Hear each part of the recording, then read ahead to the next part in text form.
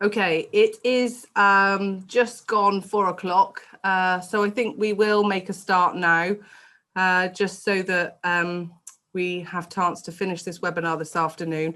If we can just go on to the overview of the agenda for this afternoon. We're really going to focus today on mental health and wellbeing and the projects that have been undertaken at Weston College to really focus on the support, CPD and training that we've given to staff, but also on the support available to students at the college. So we've looked at our tandem journey, 2 phases that have been involved in our whole college approach to mental health and wellbeing. We're sharing with you throughout the afternoon a range of toolkits and digital considerations that have taken place when we've focused on this project. And at the end, we will also give you information about how we're preparing for the festive period, as we're in that second phase of lockdown at the moment. Nationally, we are concerned about our learners considerably, and I imagine many of you are for joining this webinar this afternoon. So just to give some of the current context around mental health and wellbeing for young people, if we just move on to the next slide now, if we look at some of the data that's been coming through, one of the projects that we've been looking at is that of Young Minds and a Mind survey that's been taken out in young people. So these are young people that are accessing schools and colleges. And if you look there at some of those statistics, you can just see how frightening it is. That 80% of young people have stated that their mental health and wellbeing has been made worse during the pandemic. That 87% of respondents agreed that they felt lonely and isolated during lockdown, and 71% had been able to stay in touch with their friends. So although they're having that regular communication through the virtual platform, through social media, they're still feeling really lonely and isolated. 31% have said that they were no longer able to access support. And I think really interestingly, 23%, so nearly a quarter of the respondents have said that there was less mental health support in their educational environments than there had been before the pandemic. And out of that, only 9% of learners felt that there was, or young people, sorry, felt that there was more support available. 27% had a one-to-one conversation with their teacher where they've actually talked about their well-being. And if you just look at that last statistic there, a quarter of young people who try to access mental health services during a fortnight in April actually failed to get help. So the statistics that we're hearing, and obviously from many of the stories we're hearing from our young people that we're working with, and also from our staff about the impact that the pandemic is having on all of us. So we thought this afternoon would be an opportunity for us to share with you our approach to mental health and wellbeing here at Weston College, and look at how we've developed it as a response to the pandemic. These are what the stories that we're hearing over and over again from our learners about how they're feeling it's going to be harder to make friends when they begin at college. Will they ever be able to get a job? Thinking about the employment as a country at the moment and what's happening with the high levels of redundancies that we're hearing about. They only like to do practical learning, or they really feel like they excel when they're in a practical environment. So they're really worried about how they'll be able to access online learning, and they're having to be in front of a computer. One student's there saying that they hate computers. Thinking about their future and what their future holds for them, thinking about everything seems so depressing and they just can't get motivated.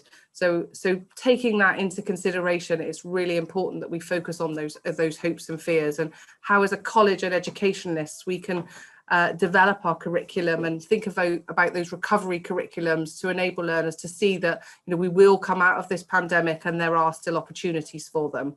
I'm going to pass over to Ben now, who is our Director of Student Services. I forgot to say at the beginning that there are a group of us that are going to be delivering this webinar this afternoon. And this is a collaboration approach between many different areas of the college. So we're bringing you the expertise from Mandy Lee, who's our welfare manager of the college. Ben, as I said, who's our Director of Student Services. Georgie Ford is joining us to talk about as the advanced practitioner in mental health and wellbeing and deliver so much training to our staff. and also Danielle Lewis, who's one of our specialist practitioners, who's on the ground working with the students in providing them with the interventions that they need through this time. So if I hand over to Ben now, he's going to take us through phase 1 and phase 2 of the project, so you can really hear how we've developed that project. Just to say a little bit of an apology for those of you who have already been to some of our webinars on our approach to mental health and wellbeing. We felt it was really important to give a context for those of you that hadn't been before, so that you understood why we moved into phase 2. So Ben, if we move over to you. Thanks, Sam. Yeah, so I'm just going to give you a really brief overview of that first phase, really, and I suppose the reasons why we started on this journey 4 years ago. So back in 2016, to give you a bit of a flavour, really, of some of the issues that we as a college, but also nationally, I think, as FE and I suppose the nation as a whole were going through, we were seeing that over 100,000 young people across the country were being denied mental health support.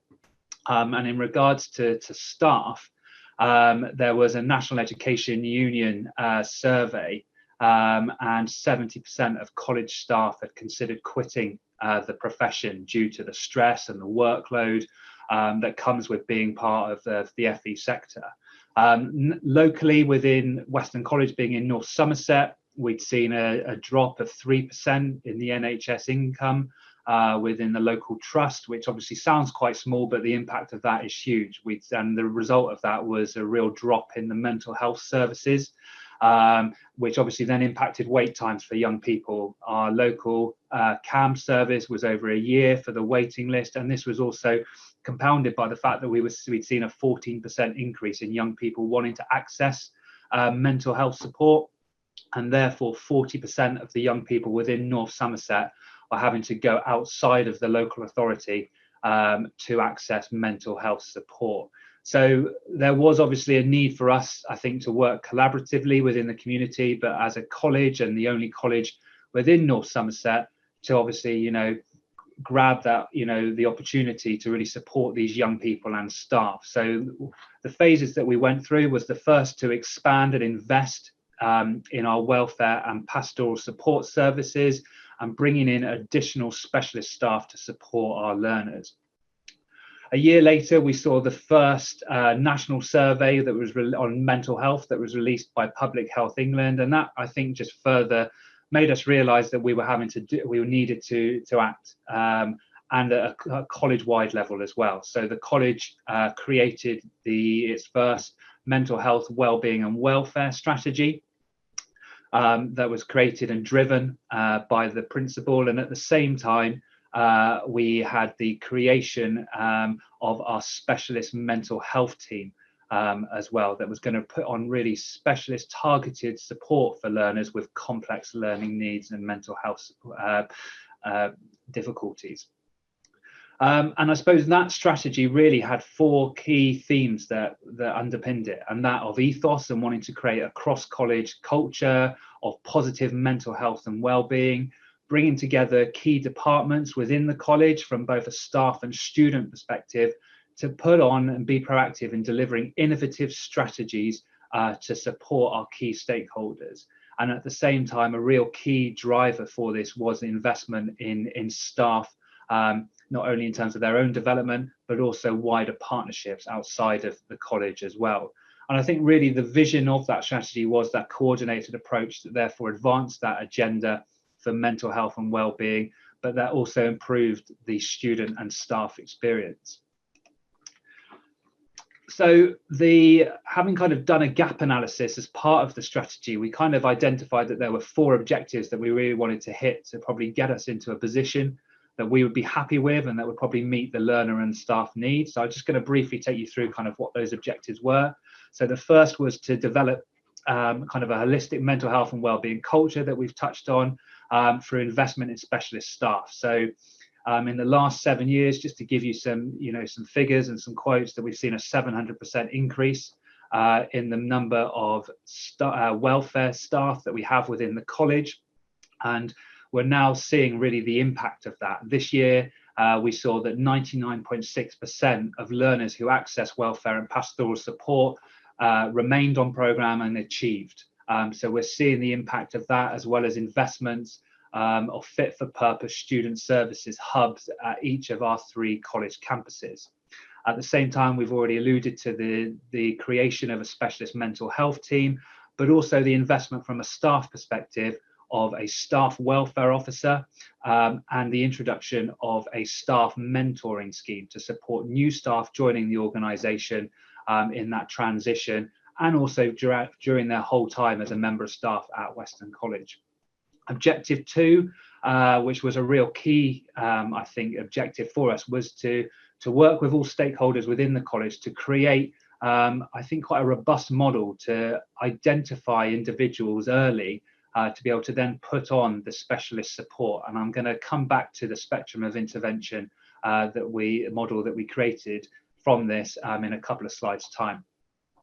3, due to the number of learners and members of staff that we have, it was key that we were going to have to work with the wider community and really form some strong partnerships to deliver that wraparound support for students and staff. So we were one of the first colleges, we were the first college to be involved in the Young Minds Trailblazer. We were asked to contribute and build relationships to a number of national campaigns. But we also set up some really positive, proactive partnerships with over 10 mental health charities as well, which again enabled us to make sure that the support we could put on for learners and staff was right for them. And then finally, we wanted to not only just increase the awareness, but also educate both staff and students around mental health and physical well-being as well. And I think this is my next couple of slides will really focus on the vehicle for how we went about doing so. So what we came up with was a really practical initiative and branded vehicle called Body and Mind. We didn't want something to go out from HR or just as part of, just a normal part of curriculum PSD. We wanted something new, something, branded that we knew would have some impact and actually resonate with learners, that on that BAM, that logo is about positive mental health and well-being. So as you can see, we identified the 4 key areas across the college for both staff and students that were really going to play a key role in shaping what this initiative was going to be. And that was really about a number of practical initiatives to support people with their individual mental health and well-being, but also to deliver a forum for these key departments to get together and make sure that it's very much a bottom-up approach. So we were able to respond quite quickly to make sure that we were innovative in delivering learner needs. And you can see some of the wider objectives to Body and Mind. So those 4 key departments were welfare and pastoral support, mental health and inclusive practice, sport and enrichment, and our human resources department. So we touched on really, it was a collaborative approach and, the introduction of that linkage, specific specialist staff. But it was also not only about just making that support available, it was about embedding it into, I suppose, the college day-to-day approach. So we had campus-specific timetables created that both staff and students could get involved in terms of opening up local gym sessions, well-being walks on a Wednesday, but then we also embedded this support into the curriculum through 6-week initiator packages, where the curriculum would be able to identify key skills to do with mental health and physical well-being that they wanted their learners to develop and felt were areas of development. They would work with our tutorial teams and our sport and enrichment teams to then put on these 6-week packages embedded into their curriculum program to support that agenda. So it's really positive. And I think just to give you some of the impact that we saw when we first started doing this, we really realized the link between physical well-being and mental well-being, and 61% of the learners that we surveyed at the start declared themselves as inactive. 90% of those after 3 months were classified as active, and they'd actually embedded what they'd learned through Body and Mind into their day-to-day practices. And 85% of all learners at the college who had engaged in Body and Mind had seen a positive impact and change in their own well-being. Earlier on, I touched on one of the objectives and that spectrum of intervention, and we felt this was really key for that first phase for transformational change, which was to create a spectrum of intervention. We wanted a model that learners could enter at any point, depending on where they are in their own journey and their own need, but they could also move seamlessly between it. And it was about bringing together those key departments and identifying the support that was available. So we had that universal offer that was available to all. So in terms of students, that was the open door policy to welfare and pastoral support services, our online program of Together All, where all individuals with a Western College email address are given access to. And then from a staff perspective, obviously, line management support, HR as well. Though if there was a need following that to go into a more targeted support model, then we also had the ability to refer learners to our in-house counselling team, as well as our staff welfare and staff mentoring scheme as well. And then that specialist support, where we brought in that specialist mental health team who could then provide support to individuals with more complex needs. And we felt that that was a really powerful kind of tool for us to take away, and that was understood and embedded across all curriculum and support services. So how have we continued to keep it current and needs led? You know, we touched on already that it was led by the principal. That was a key thing for us as an organisation and the culture of the college. But also we needed to make sure that it was able to still be bottom up at the same time. It needed to be both. So we created a structure that you can see with those 4 key departments that would come together as the body and mind working group, and they would be able to shape and adapt and refine the programme of support that we put on under the body and mind brand. And this was spearheaded then by 3 key leads across the college, who would then feed that back up to the principal and the governors as well. So we were able to continue to develop and refine body and mind and make sure that we continue to support the learner need and staff need at Western College. So today, obviously now we've been in a unprecedented time. So what does the 2020 college or Western College look like for us at the moment? And so what are those challenges that we're seeing, both in young people but also in staff? And I think the first one is around attempting to rebuild their social identity and coming out of lockdown and now having to go back into a lockdown, understanding actually who they are, how all of that has affected them.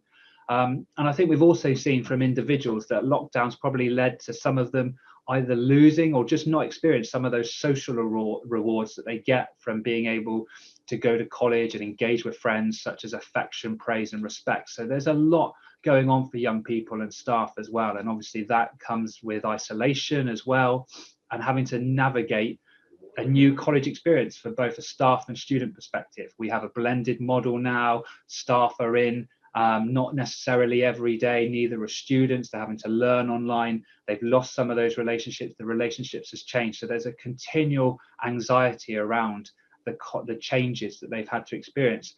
And then we've obviously come out of lockdown and we're back in lockdown. So there is really a need for increased mental health and wellbeing support. And especially from a staff perspective, we've seen at the college a real, I think, want from staff to have more access to their line managers and to be able to have that more supportive network around them. Obviously, with learners being remote and not necessarily being in college, the impact of social media has increased tenfold. And unfortunately, that's not always in a positive manner. So we see a lot of anxiety and learners accessing welfare around social media and the impacts of that. And as a college within North Somerset, we've also been for a number of years now having to deal with the effects of county lines. And unfortunately, that has not gone away during lockdown, and it continues to be something that we strategically have to focus on and support our learners with the wider community.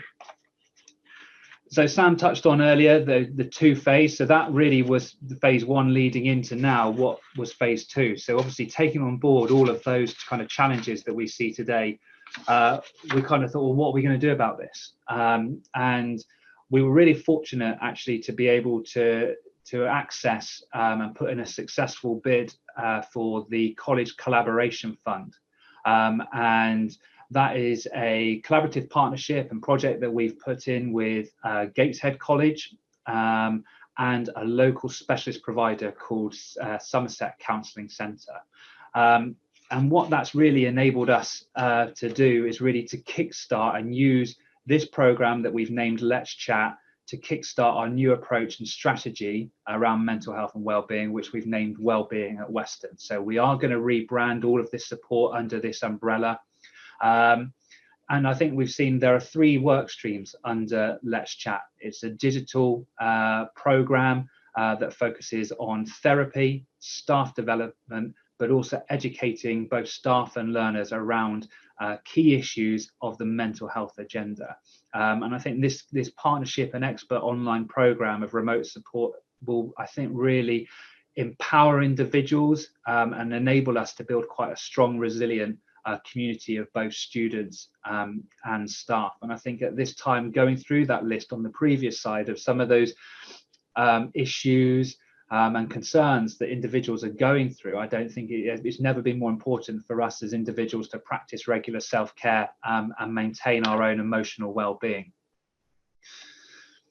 So what does Let's Chat support look like for learners? So what it is a completely remote program. All elements of it are online. And those additional, we've been able to provide learners with additional therapy sessions with specialist practitioners from the Somerset Counselling Centre. When Mandy speaks later, she'll take you through some of the stats that we're seeing in terms of the just unprecedented levels of welfare engagement we're seeing. And referring back to that spectrum of intervention, we're now seeing more learners need targeted support. So being able to provide the option for them to access additional support has been really beneficial for us. And these learners can now access 6 to 12 online sessions with a specialist practitioner from the Somerset Counselling Centre. And the other thing that learners are benefiting from are these themed webinars and toolkits for learners. So we have 2 webinar series that we're creating around Talking Health, which is about 18 key issues around mental health and well-being, such as anxiety, stress, loneliness, social isolation, but also some really powerful GP-led webinars around the 4 pillars called Relax, Eat, Move and Sleep. And they're about giving individuals strategies to cope better with some of those day-to-day challenges that we're experiencing. In terms of how we've gone about delivering this, we kick-started this at the beginning of the year, and we've evolved the project as we've gone through it. We've learned lessons as we've gone along. So we started off from the webinar perspective of just putting out a timetable and learners and staff signing up to these sessions, and it was positive, but maybe we didn't get the engagement that we really wanted. So from January, we've gone away and we filmed all of these workshops, and we're now going to be embedding them into our curriculum via our central individual development tutorial program. So learners will get a 20-minute webinar followed by a 40-minute breakout activity or counsellor-led discussion where they'll be able to discuss further some of those key issues that I think they're going through as young people today. What we're really excited about is that we've been able to work with our specialist partners to convert these webinars also into downloadable podcasts. So we're creating an on-demand content library that not only students but also staff will be able to take away with them and access at their own time. And we also really feel that we've got a bit of an extension strategy here to be able to access or provide access to these to parents as well, as we know who are so critical in supporting young people, especially during unprecedented times such as we're in today.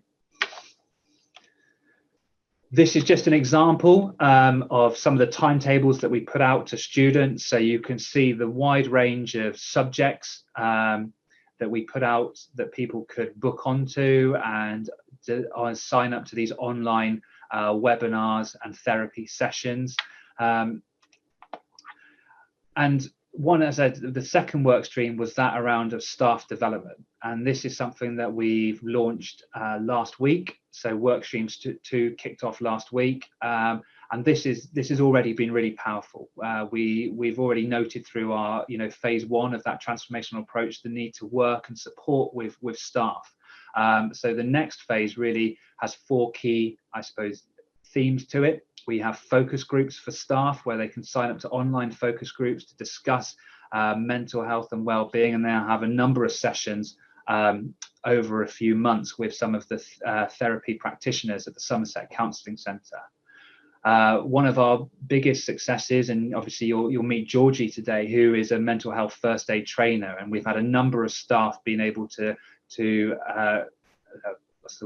certify in mental health first aid, and that's another offer that we've been able to put on to staff across both Weston and Gateshead for this, and that is really key in giving them strategies to support not only themselves but learners with the mental health agenda. I won't touch too much on embedding emotional literacy in the classroom. Georgie's going to come in and talk about that.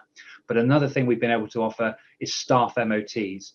And these are just an opportunity for staff to come in and book a 45-minute discussion with a specialist to offload, to just take them through their week. Just another mechanism for staff at this moment in time to, I suppose, just discuss what they're going through as individuals, both professionally and personally.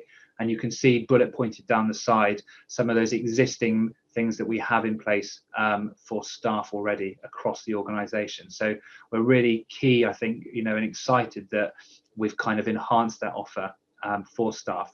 And I suppose to promote this, we go back to that model in terms of the hierarchy, that we needed this to be led on by our principal. He gets involved in these strategies and these initiatives. So I just want to show you a brief film that we made for how he launched the staff work stream of this across the Weston College group.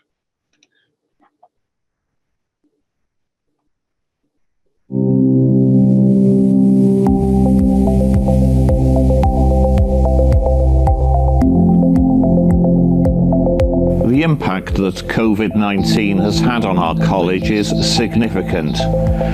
Since last March now, we've been dealing with the COVID-19 implications, but one thing has become very clear to me, and that is the mental health and well-being of all my staff and all my learners, and that need for us all to have that resilience to deal with the day-to-day issues and challenges that COVID has created. In collaboration with Somerset Counselling Centre and Gateshead College, I'm very pleased to announce the second phase of our Let's Chat initiative, which I hope will contribute to alleviating some of the stresses and tribulations of what we're dealing with currently with COVID-19. Let's Chat is a programme of initiatives where we can really examine well-being and get the support we need. And I want to make sure that I can get that support across to every member of the Weston College group. You will see that this next stage of Let's Chat actually provides you with mental health and well-being MOTs, focus groups, seminars, and a whole range of opportunities to get involved, hopefully to protect our mental health and well-being. Last weekend we witnessed World Mental Health Day and its implications and the profile it had in terms of raising that awareness for the future. So our programme is new, it's a natural stage of development, it ties in with Love Our Colleges Week, and it's a real catalyst for change. And I think it is imperative that we are doing something new, something that will have an impact and change for all of us. My message as Principal and Chief Executive of the Weston College Group is simple. Please do not miss this opportunity. We've put investment into this. There's an opportunity for everybody to work around their timetables and their duties to benefit from this new package of opportunities. Full information on stage 2 of Let's Chat, this new programme, is already available on my virtual college. Please seize the initiative. Be part of something different. Be part of a college that will continue to sparkle and deliver the very best for its staff, its learners and its partners. Thank you very much. So that was just one of the vehicles that we did to kind of raise awareness of this to staff across the organisation. I can see Sam's put a question up in the chat that's come through, that what if staff don't want to talk to another member of staff, or for the college to be aware of their difficulties. We know that is a key concern of staff, is that these are personal issues, they're private issues, and therefore what we've made is a very anonymous way of accessing this support. It sits on the staff SharePoint site. It does not go through human resources, and they are able to book specialist support from an outside partner through the Somerset Counselling Centre. And I think utilising that partnership and bringing them into the College Collaboration Fund project was really key, and has been a key part of the success, because we were able to quickly mobilise and build on their, I suppose, expertise and knowledge to create that step change, not just across Weston College, but also Gateshead as well, to support our learners and staff with developing strategies around mental health and wellbeing, and also improving their resilience. We've got another question, sorry, Ben, just while you move back, because I know that the screen's moved on to, needs to go back to the presentation. Yeah. Bronwyn has asked us about how we're managing to integrate student enrichment, especially that recreational sport, within teaching bubbles and also within the blended learning and so on and so on. I don't know whether you're able to answer that now or whether we want to pick that up at the end. I'll probably best to pick that up at the end, if that's all right, Sam. Yeah, and I can come back to that at the end. I'll do so privately if that's okay. But I'll go back onto mute and I'll let you carry on. There's been some other questions that have come through, but it may be that we're going to answer those anyway. So I will hold off for a minute and let you move on. Yeah, and I see, Jill, you've asked a question about how have you supported learners who do not have access to a digital platform to engage with Let's Chat with additional equipment. Yes, so we have a college device strategy that we've been able to put in place. We were quite fortunate enough to have a relatively good level of resource that we could put to learners in need. At the same time, we've opened up our welfare and student services hubs, so that we've got confidential spaces for students to access that online support as well, that they can do through college devices or within a safe space such as student services hubs. Spirit of honesty, we're never going to have enough resources, but we do try our best to obviously identify those with a real need who want to access that as well. Okay, I will pick up that question outside of this, but I'll now hand over to Georgie, who's going to talk you through emotional literacy, which was a key part of our one of our work streams in Let's Chat. Thank you, Ben. Hi, everyone. Just to give you a brief outline of emotional literacy.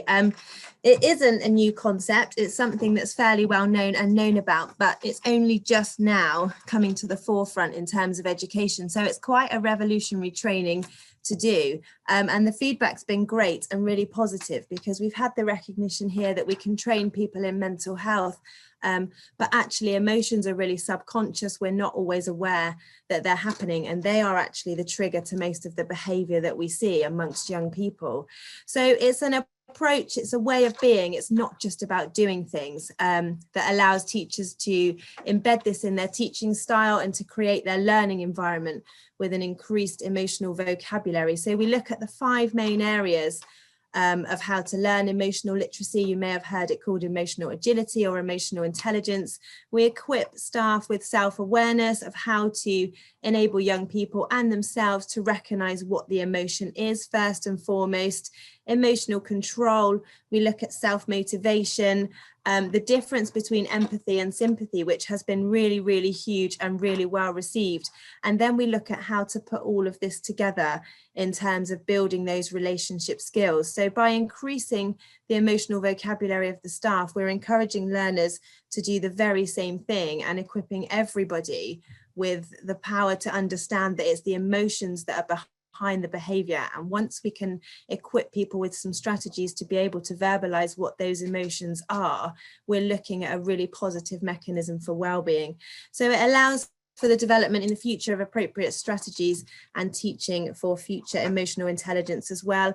And it allows staff and young people to recognise the use of their language in terms of mental health. Sometimes we can be using in classrooms language that's not so conducive to positive emotional well-being. So we look at concepts like cognitive reframing and how we can change our language in order to increase the optimum well-being of young people. So for example, we've been giving examples in staff emotional literacy, how things like a sickness interview, the second we've changed it to a well-being conversation, it takes on a whole new meaning. So we've had some really, really positive feedback from this training, and hope that it's something that will be embedded into curriculums in the future. I think it's worth just adding there, Georgie, is that we felt as a college that it wasn't just for teaching staff and academic staff, this was for all staff. So we have opportunities for the business staff of and the support staff of the college to engage with this opportunity. And there's a number of different sessions that are handed bi-weekly where we're offering it to the business support staff. So it's a whole college approach, and it's not definitely. And I think it's about changing the language and the narrative of absolutely every single person that works within the college. And once we start to do that, we'll definitely see sort of a domino effect and a real recognition of the strategies for recognizing emotions. Thank you, Georgie. Okay, so if we carry on if I'd like to bring Mandy Lee now, our welfare manager, who's going to talk to you a bit more about some of the support we're providing the students. Good afternoon, everyone. You can't see my picture, which is just as well. It's been a long day, but I did want to just talk to you a little bit about what we've been doing in the welfare and pastoral supports. So summer transition and the communication support. So we were really fortunate to have access to the new learner groups that are set up on Microsoft Teams. And this enabled us to engage much earlier with this vulnerable group. And the majority had not been engaged in education for some time. So we were able to introduce this cohort to their named campus welfare officer. We were able to offer listening ear all over the summer, and new learners were then a bit more prepared, and they felt able to talk with staff over the summer so that they felt a lot more settled when they did start. On the support side, we were able to share the digital summer toolkit, and that has activities in there for managing anxiety, practical ways to improve mood. And learners were then able to also find out about the range of support available within college and how to access it. They were introduced to their personal tutor, and they also had assignments set, and some of those were group assignments, and that meant that they could build up their friendship circle, which also helped to prepare them and reduce some of their anxieties. I thought it might be relevant to share some of the current themes that we've seen as a college, and the majority of issues we've seen since lockdown has been about relationships. So we've supported a lot of learners where the family relationships and the home environment have completely broken down. We've had learners reporting they've witnessed domestic abuse between their parents, acknowledged a lot of their parents have been drinking, and there's been lots of arguments with siblings as well as parents. This has led to a huge rise in sofa surfing and the learners refusing to go back home, and a higher number than usual of learners have previously looked after children have left their adopted family home. So there's been a complete breakdown there. And you often get that at this age, 16 to 17, but it's definitely increased. That's led us to working even more closely with our local housing officers and the supported housing projects. And this is an ongoing situation as there's no quick fix. With lockdown again, there's no one really moving, there's no empty accommodation, so that is a big struggle. At the beginning of the year, we usually have a settling in period with friendship groups having fallouts and things, and they may have started at school, but I have to say I think that's definitely been reduced, and we've had less conversations recorded about these sort of on social media bullying and things. It hasn't been as bad, we've noticed. A lot of the anxieties have been around from catching COVID, learners being worried about a family member if they've been working in the health or education sector, and learners trying to manage that constant change and adapting. However, we are seeing learners share their feelings and willing to access support, which is brilliant. And when comparing data from last year to this year, we've had an increase of 1,136 conversations for the same period, so which is really good. Obviously, it's kept us busy. It's important to note, I think, that there are a number of learners that are managing really well. So although we meet with some learners who become worried by all the references to mental health, that they can start to overthink this and go on to develop general anxiety. So I think it's important to note that it's also okay to be okay. Looking forward, so on the planning side, the buy-in with curriculum is paramount. And as a welfare team, the officers meet with subject managers every 2 weeks to discuss at-risk learners, ensuring awareness where relevant, but also being mindful of the confidentiality. We think it's really important that tutors need to be aware of a learner's needs and adjust their expectations accordingly. And the welfare team also supports some of the college-themed weeks. The next one due is about staying safe during the holidays, and that encompasses mental health, drugs, alcohol, and sexual health relationships.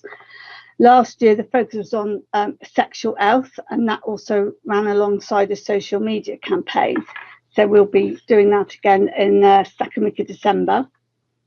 And it's also important that we look at acceptance. And when we start hopefully coming out the other side of this, we'll be working with new challenges. And this may be the time when learners and staff have had time to reflect and recognise what they've been through, and may well then be ready to address the impact. Learners may have been through a bereavement and haven't been able to deal with their grief, or might have missed certain opportunities, such as being able to say goodbye. Therefore, it's really important that the support continues and adapts accordingly. And the last thing I did want to say was about the support during the holiday season. So we have a welfare and pastoral SharePoint page that all learners and staff have access to. All the contact details are available.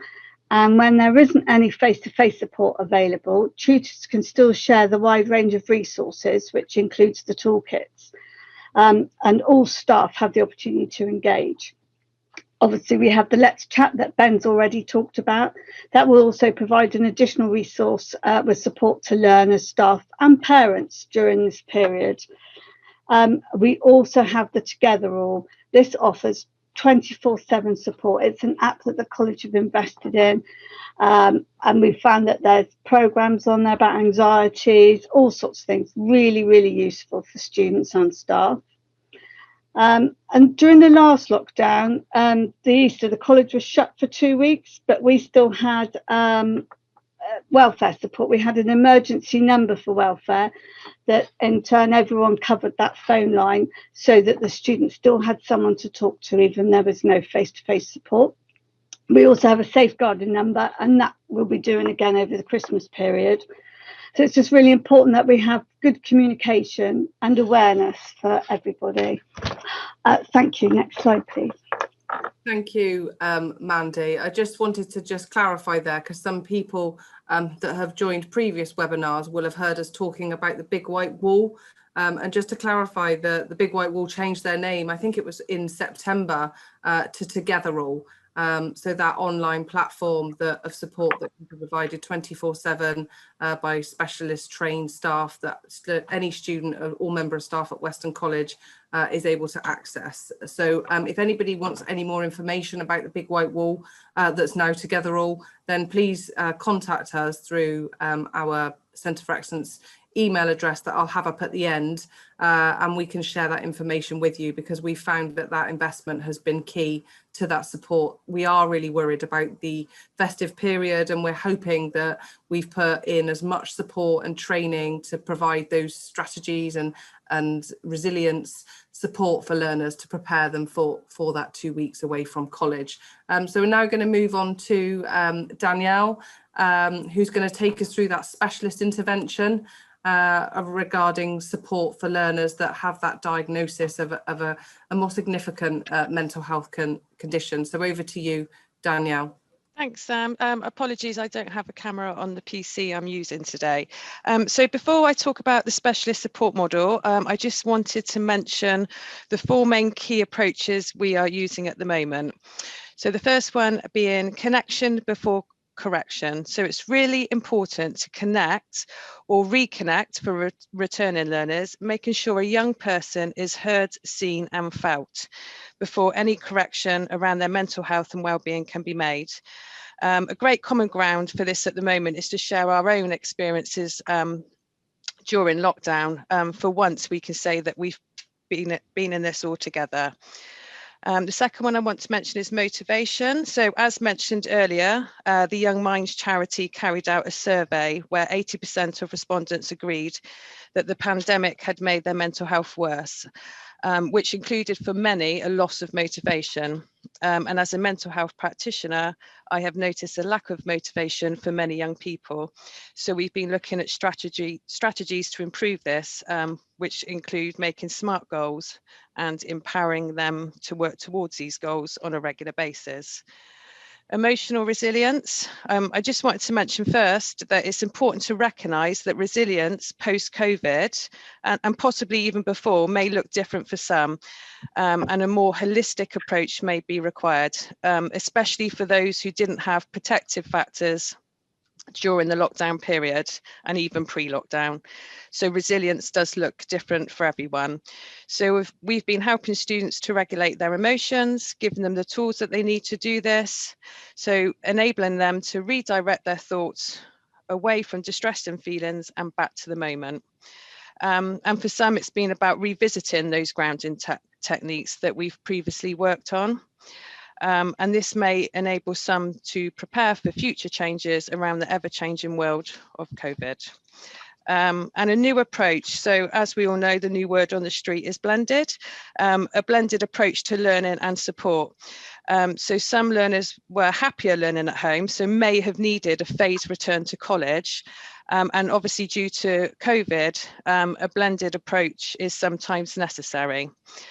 Therefore, we have differentiated resources and continue to do this to make them more suitable for remote support.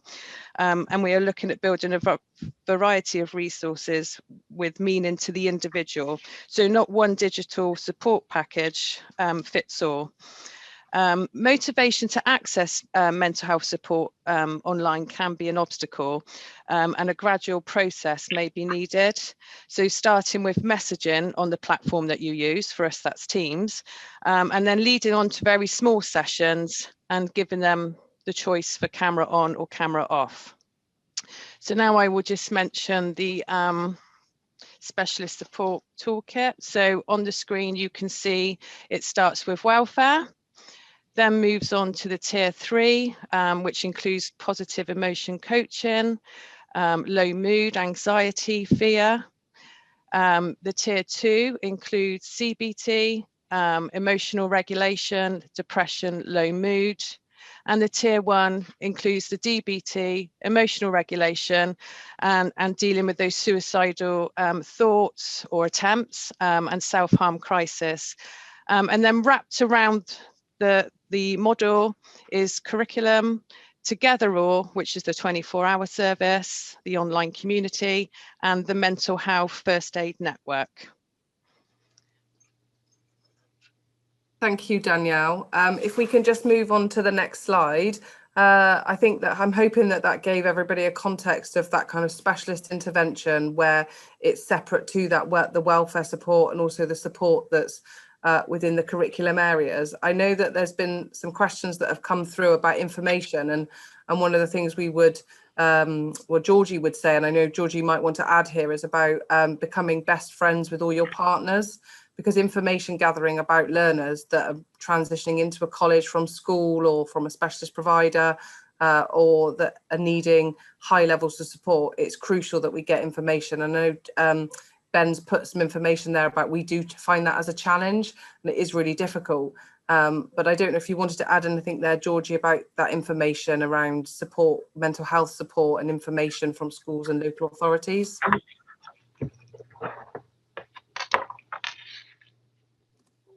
Sorry, Sam, which question is that one? Oh, you're on mute. Sorry, I've put myself on mute. It was just around the making best friends with the local authorities and CAMs, and that you've always talked about how important it is to have those relationships to gather information. Yeah, it's been absolutely vital to our success, and even our clinical commissioning group and the AOC have always said one of the best things you can do in terms of embedding mental health support into an educational establishment is to create these really sustainable relationships with your CCGs. They really want to be friends with colleges. We're the voice behind a huge amount of young people in your local area. They should. Usually the CCGs have future in mind groups where everybody comes together. They talk about the available support in the area and what we can do holistically and collaboratively.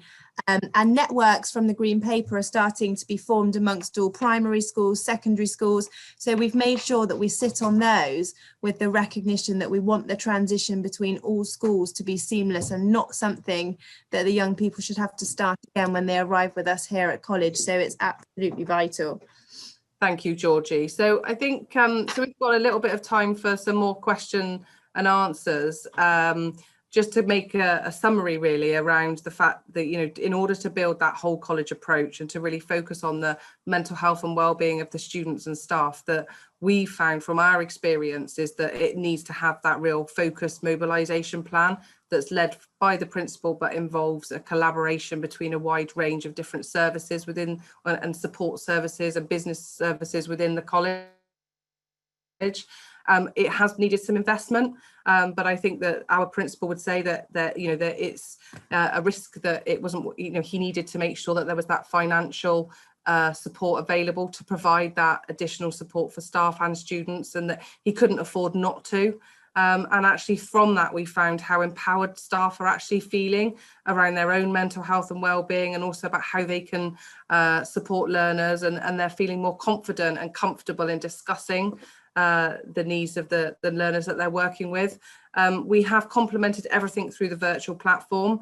We're preparing learners. We weren't aware that when we went into that second lockdown last week, that education was going to remain open, which we were really pleased about, because we were so worried if we went into lockdown again, the impact on the learners. But with learners self-isolating, we have to have a virtual platform available that runs in tandem alongside the face-to-face delivery. We continue to have the cross-college events to raise awareness and to educate, and that for learners to be aware that it's really important that we're constantly talking about their health and well-being. And there we are talking about the lifestyles inside and outside of the classroom. I know, Ben, that we had a question from Bronwyn regarding enrichment and sport, and I just didn't know whether this was a chance for you to be able to update Bronwyn on what we've done with that enrichment programme. Yeah, no problem. Yeah, so obviously academy sports are not continuing competitively, but they are taught during their academy bubbles. But in terms of the body and mind enrichment activities, we've taken a blended approach with them as well. So they are still taught in their curriculum bubbles. And there are some sessions that we can deliver, such as in sports halls, and in some of our gyms, and some of our kind of, I suppose, well-being sessions. However, one of the things we have done is through some of our, again, wider partners, has been able to give access to all students to Les Mills. So in terms of being able to access at home a range of physical activities that maybe they would miss that opportunity, especially now gyms are shut as well. So we've kind of done a blended approach to that. If you do want more information, what we can do is obviously give you the contacts of our sport and enrichment managers and so on, who will be able to do so and give you a bit more detail. Yeah, and I think just to add to that, Ben, what we've found is that students have actually engaged more with the Les Mills programme and doing the body combat, the body balance, and the dance, I can't remember what the dance one's called, Zumba, than they would have done. That it takes away the pressure of being in a public environment when you don't feel like you're fit and you don't feel like you've got the right moves. And so the students have actually and the staff have felt that actually doing that in their own homes they've been able to do it more regularly and are actually really feeling the benefits. And as we know, the importance of physical sport and activities is so important on our mental health and well-being. So I think, as I mentioned earlier, it's about that engagement and collaborate with local services, and it's ensuring that, like, we're using Somerset counselling service to complement our current staffing structures here. So I'm hoping that you may have some more questions that come through just to answer and pick up on that emotional literacy. We've developed our own emotional literacy training programme. Like Ben said earlier, we're very lucky that Georgie's very highly trained in that area. If you are looking for something, then if you contact us directly, we may be able to offer you a programme virtually to some of your staff as part of the Centres for Excellence. So please get in touch with us on that emotional literacy. But as a college, we've recognised that everybody needs that area. So I don't know if there's any more questions that are coming through. Just check the question and answer. We'll just hold off. I know that we've got kind of 2 minutes left, and it's a lot of information to give. We hope that you found that interesting and useful, and obviously that's our model of practice. And I imagine some of you out there have got projects that are as exciting and beneficial to your learners and staff as we've had. So we'd be really keen to hear from you around what you're doing, so we can learn from you too. If we just go to the next slide, just to remind anyone, if you've got further questions at the end of the webinar, you want to get in touch, then there's our email details of us at Weston College. And I think it's in 2 weeks' time, we have another hot topic webinar focusing around the students with autism and looking at how we've supported them during this time, and especially during this second stage of lockdown. So if anybody's got any more questions, please feel free. Otherwise, hope you have a good evening, and we look forward to seeing you again. Thank you.